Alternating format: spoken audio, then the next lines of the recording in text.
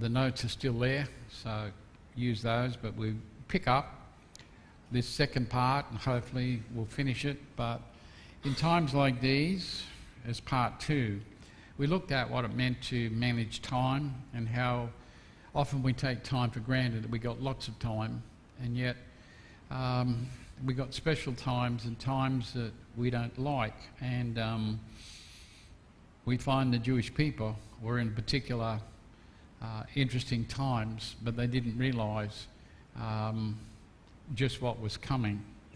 And so what we find is the dilemma exposed in verses 10 to 11.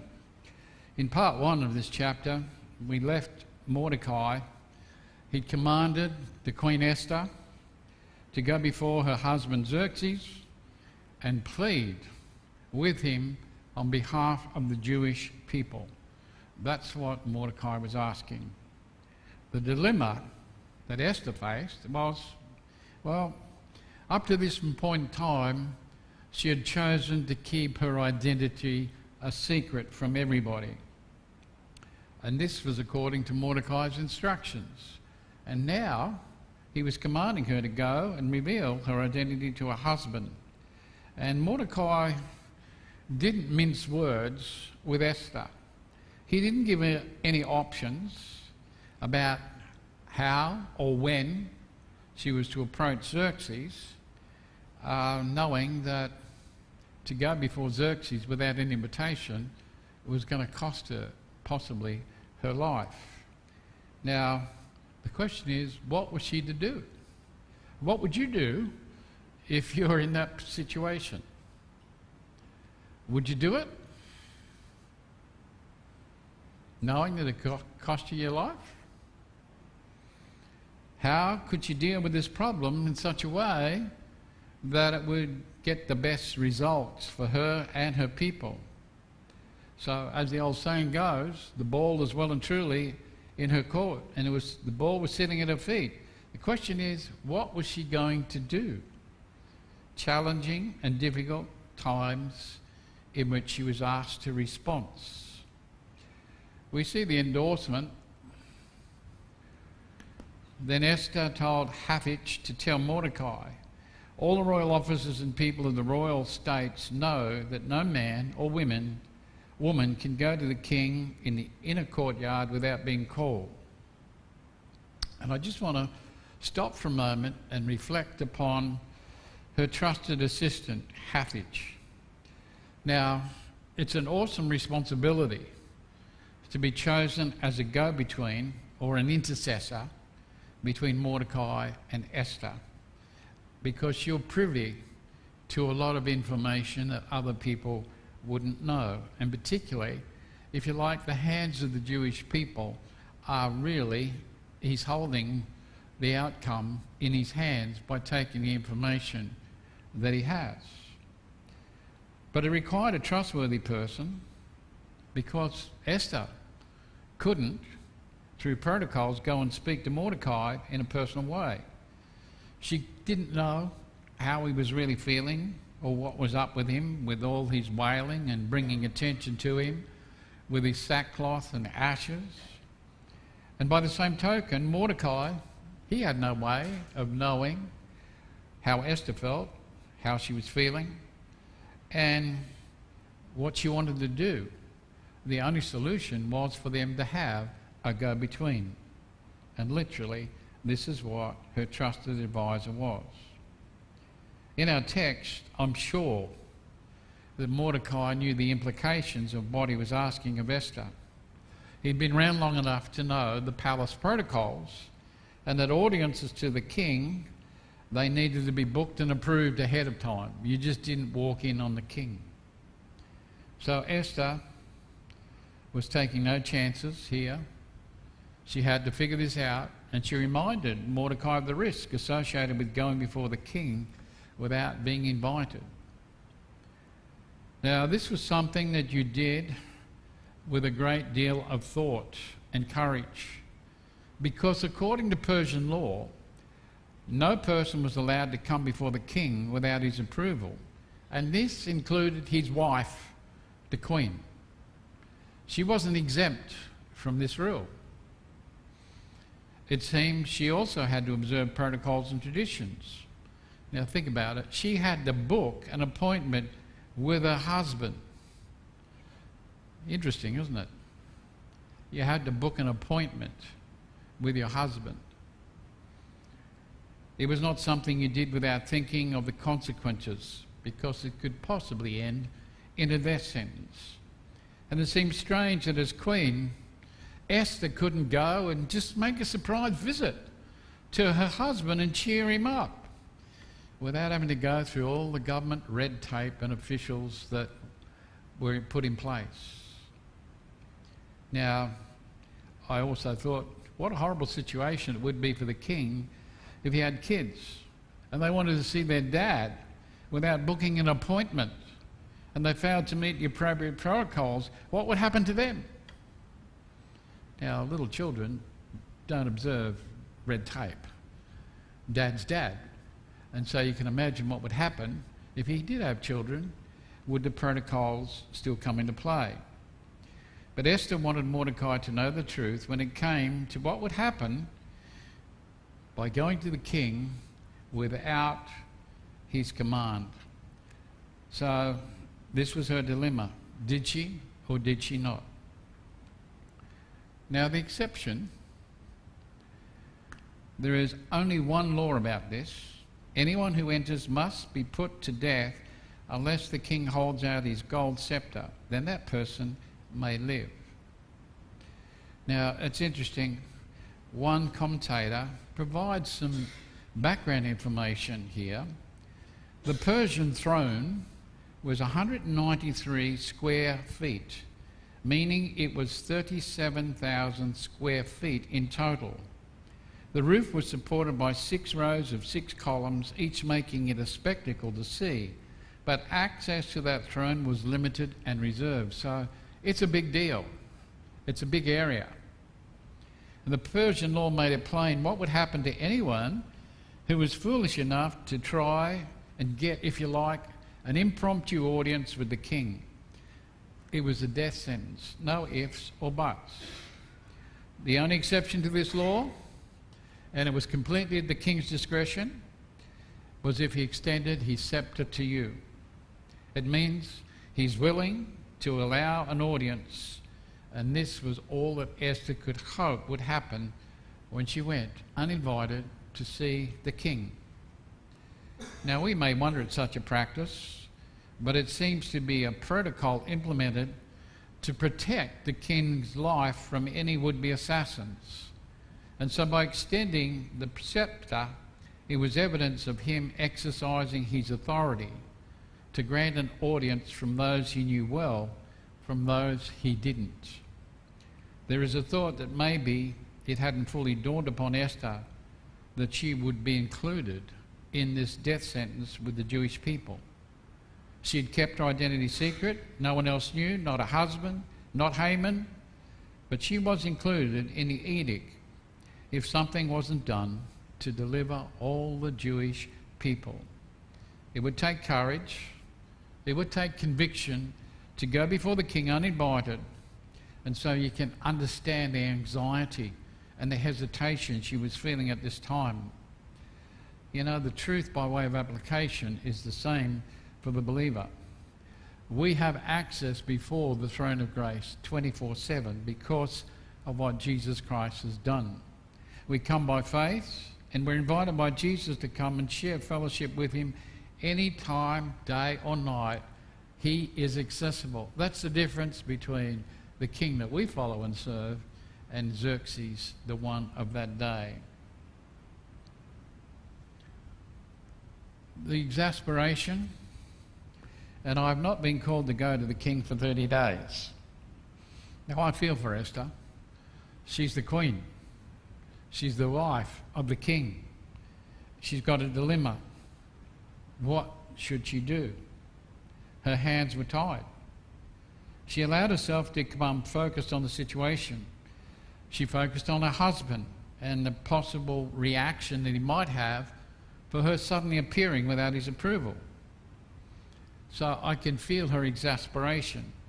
She's trying to find a solution with a favourable outcome, where she wouldn't lose her head in the process. And that's understandable. You don't lose your head in this process. The reality for her was she hadn't had anything to do with her husband for the past 30 days or more. And so to suddenly step outside the bounds of protocol and practice, if you like, was a good way of signing your own death warrant or implying you had a death wish. There's no sugarcoating the problem here. Esther hadn't spent time with her husband for some time, and it seems unlikely she would be doing so in the future. So that tells us a lot about the relationship that Xerxes had with the women in his life, and particularly in his relationship with the queen. It meant that he wasn't without his options when it came to women. He had a harem full of them. He was well known for his womanizing and unfaithfulness. He was known throughout the Persian circles of movers and shakers, his lust for women. So Esther was there simply, if you like, as his plaything, to meet his physical and sensual lusts whenever the need arose. Esther knew her husband's character very well. He had proven himself to be very ruthless, particularly when it came to those close to him. And the evidence was she could look back and see what he had done to the previous queen, Vashti, when she wouldn't comply to his edict. So you can imagine how exasperated she feels. Well, is this going to be my end as well? If he did that to Vashti, what could he possibly do to me at the time that I appear before him and surprise him? She was the what-if situation. And you know what happens when you get what-ifs? Your mind starts what if, what if, what if, what if. And 90% of the what-ifs never come true anyway, but your mind doesn't know that at the time. It's going through scenarios. Then we have the discernment examined in verses 12 to 14. We can ask ourselves, what is discernment? What is discernment? And it's simply wisdom. A dictionary definition puts it this way: the quality of being able to grasp and understand what is hidden, an act of perceiving or discerning something. And one blogger makes these statements which I thought were very good about discernment. When looking at the world, people take in information from everywhere. They process it and then choose what to do with the information they're given. Some people seem to do nothing with what they see and learn. Others seem to take in their surroundings and be one step ahead of things. They make smart decisions. They have, if you like, almost a supernatural ability to determine who is trustworthy, or always seem to have a perfect advice for a situation. They seem to have unique wisdom. This gift is called discernment. It is a kind of wisdom that comes from insight as much as from learned experience and knowledge. In the Christian faith, it comes from the Holy Spirit. It's a way of having insight in determining the true nature of a situation or a person or a thing. The more wisdom and discernment a Christian exercises, the stronger his or her faith becomes. The better that person is able to determine what is right, what is good, what is God's will, and show love in God and others just as Jesus had. In these verses we find that Mordecai knew and understood very well Esther's dilemma, but it also shows he was well and truly aware of the implications of the king's decree on every other Jewish citizen in the 127 provinces. It was more than just about one person. There were millions of people. As I said last week, there were some 15 million Jews who were going to be affected by this decree at the time. Well, that's an awful lot of responsibility to know that, hey, they're going to be affected as just the queen is. The encompassment, Esther's message was given to Mordecai. Then Mordecai sent back word to Esther, just because you live in the king's palace, don't think that out of all the Jewish people, you alone will escape. Now, Mordecai is a very straight person. He doesn't muck around. He doesn't put it in nice words. He's very blunt in his assessment, in his reply to Ezzy. He just says, simply go and see the king. He wanted to have a full understanding about how serious things were for all Jewish people. It's as if he knows what she's thinking. Yes, you've been crowned a queen of Persia, but this wouldn't provide you with a cast iron guarantee that would exempt you from the edict simply because you're the queen. The edict called for all Jews to be exterminated, without exceptions. And Mordecai is reminding her she would be caught up in the net when the day came. There wouldn't be any room for negotiation. There'd be no court of appeal. Once the decree had become law, it could not be changed. So Mordecai is reminding her, you cannot be neutral in this, Esther. You cannot sit on the fence and wait and see how things are going to pan out before you decide to do something. You have the opportunity to stand up and do something now while you can, before it's too late, if people are going to be saved from death. So he's including her and reminding her she is part of the problem. She is also part of the solution. The extermination. If you keep quiet at this time, someone else will help and save the Jewish people, but you and your father's family will all die. That's an awful lot of tension and responsibility to put on a young lady, isn't it? I can understand why she's a little hesitant to step out of her comfort zone, because no matter which way she looked and considered her options, she was done whatever happens. She understood Mordecai was right to apply some pressure to get her to think and decide. Life is uncertain. There's no guarantees she wouldn't lose her life anyway. So Mordecai reminds her that she can choose to do nothing and think she would be immune from being discovered and exterminated with the other Jews, but there could possibly be somebody else who would step in and deliver God's people. But is she willing to risk that opportunity, what she has to be able to do something here?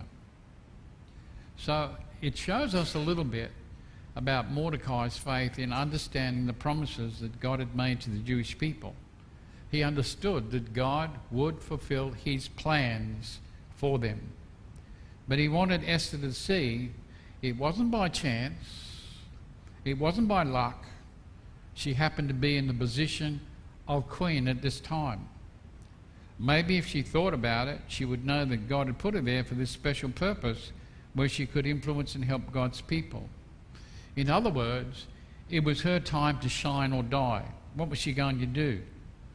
Was she going to step out in faith and seize the opportunity given to her to do something positive for others, or do nothing and save herself? It's a lot of pressure. She just couldn't bury her head in the sand and hope the storms of doom and gloom would pass her by without affecting her. And Mordecai reminded her, because you live in the king's palace, don't think you'll escape what's coming. Think about things. People know who I am. They know that I'm a Jew. And the implication here is it won't take people long to put two and two together to understand if I'm a Jew, then the queen will be a Jew as well. And it won't be long before your identity is discovered, even no matter how hard you try. There's the esteem. And who knows, you may have been chosen queen for just such a time as this.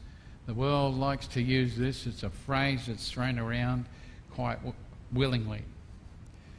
But Mordecai doesn't mince his words to Esther, for he believed that it was by the hand of God she was put in this position for exactly such a time as this.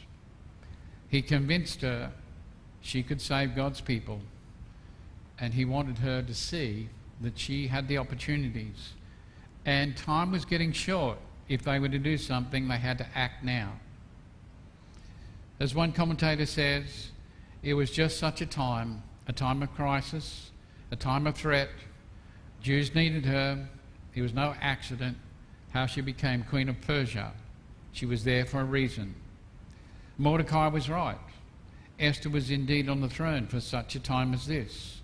She became God's instrument of deliverance for the Jews in Persia.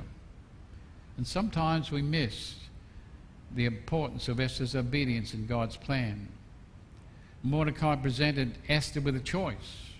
She could choose to recognize her placing in the royal court and opt to risk her own life to save her people, or stay silent, protect herself, hope for the best. Either way, Mordecai knew God would rescue his people. And isn't it interesting? Esther chose to be able to take the path of obedience and go and see the king. We, like Esther, have meaningful choices to make. We may not have as much power. We may not have as much influence as Esther had. But God puts us where we are. It's not by chance. It's not by accident. We're doing what we are, and we are where we are. God has put us where he wants us for such a time as this. And you might say, what time? Well, you don't know what time it is, but God does. You are not where you are doing what you're doing by accident, by luck, or by chance. God has put you there for a reason. We have a God-given circle of influence, and we cannot stand idly by while injustice occurs. We must pay attention to what's happening around us and seek God's direction in how he wants to use us, because he's put us in that place for such a time as this. In Esther's day, the duty to save a nation fell upon her. God gives her everything she needs to accomplish that task. God has done exactly the same for us, and he's assigned us a task. He will use us when the time comes. And you and I just got to be willing. We might face the same dilemma as what Esther had to, but it's not by chance that we are where we are doing what we're doing. God has prepared us and put us right where he wants us. The determination expressed, it would take discipline. And discipline is the ability to control attention, emotion, and actions in the presence of distractions. Determination is the relentless pursuit of a major goal, regardless of setbacks and failures. Now, what does determination look like? Determined people are fueled by failures, not discouraged by them.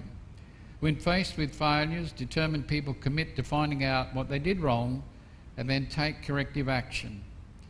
Those without determination simply quit, thinking, I cannot do this.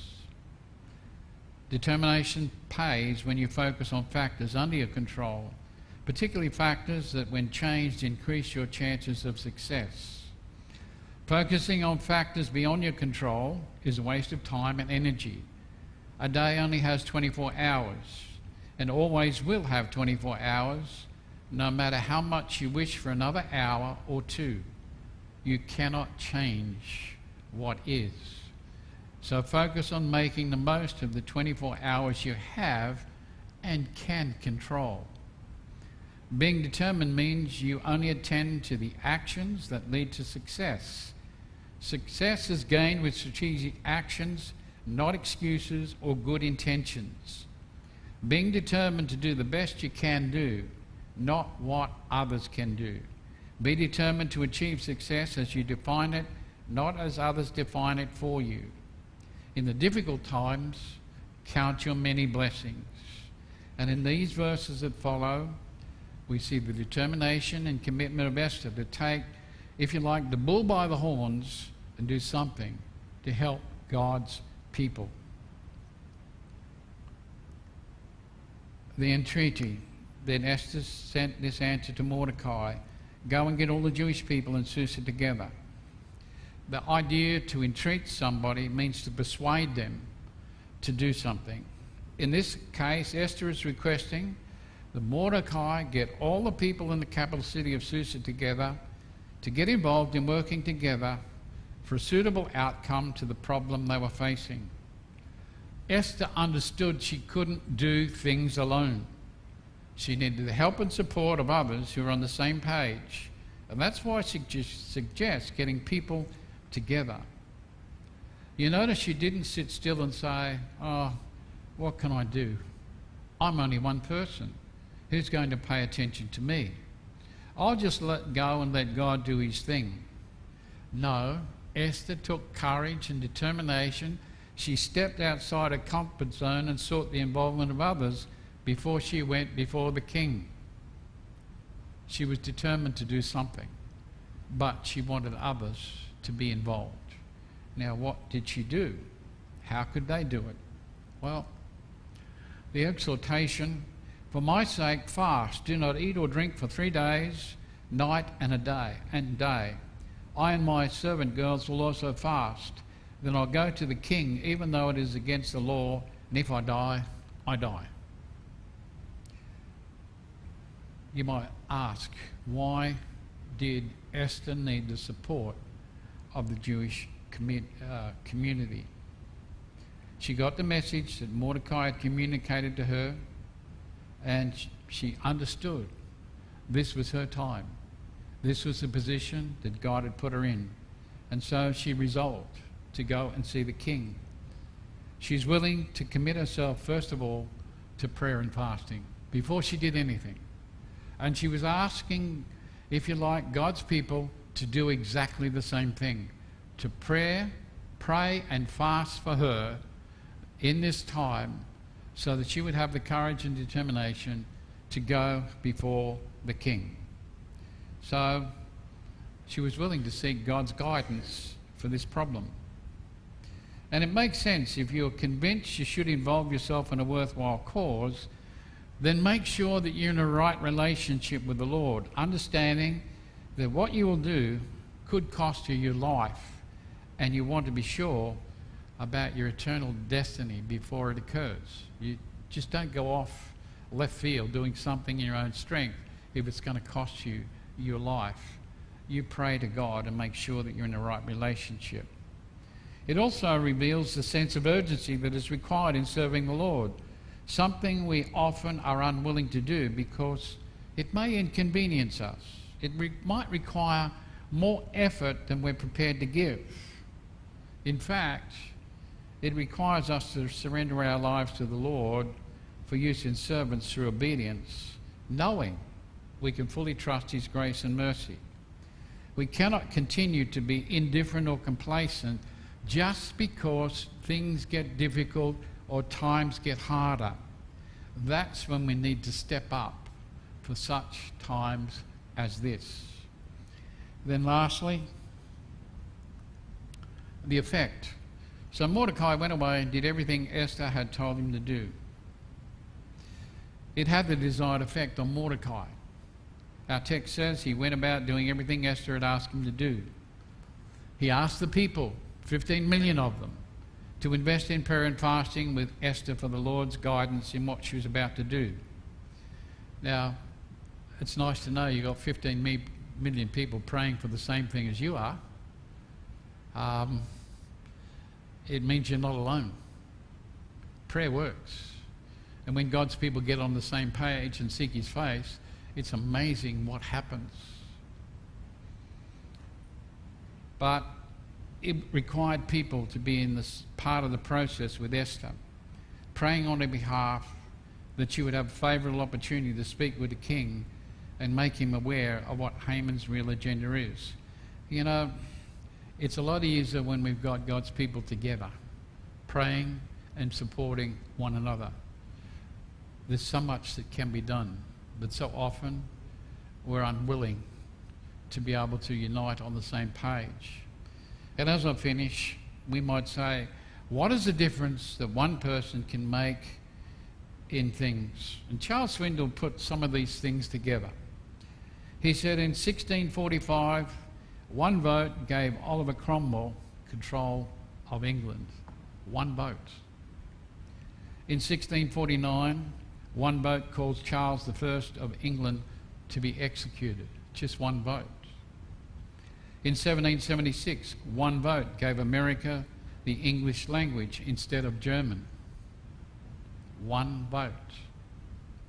In 1839, one vote elected Marcus Morton governor of Massachusetts. In 1845, one vote brought Texas into the Union. In 1868, one vote saved President Andrew Johnson from impeachment. In 1875, one vote changed France from a monarchy to a republic. In 1876, one vote gave Rutherford B. Haynes the United States presidency. In 1923, one vote gave Adolf Hitler control of the Nazi Party. In 1941, one vote saved the selective service system just 12 weeks before Pearl Harbor. One person, one vote, you'd never know the difference that it can make. These were uncertain times for Esther and Mordecai. They didn't have a crystal ball. They didn't have the internet or Facebook or Twitter to be able to refer to and find out what's going over and even see what's happening in the future. But they did understand the responsibility that was theirs to act. They depended on the Lord, sought his guidance, rested in the knowledge that all things rested in his hands, especially in times like these. And so we need to be able to rest in the Lord's hands that we can be used in times like these. And there might be some very difficult times ahead. Are we willing to be used when God says, it's your time, I want you to do this? Or will we say, no, not for me, I don't want to get involved?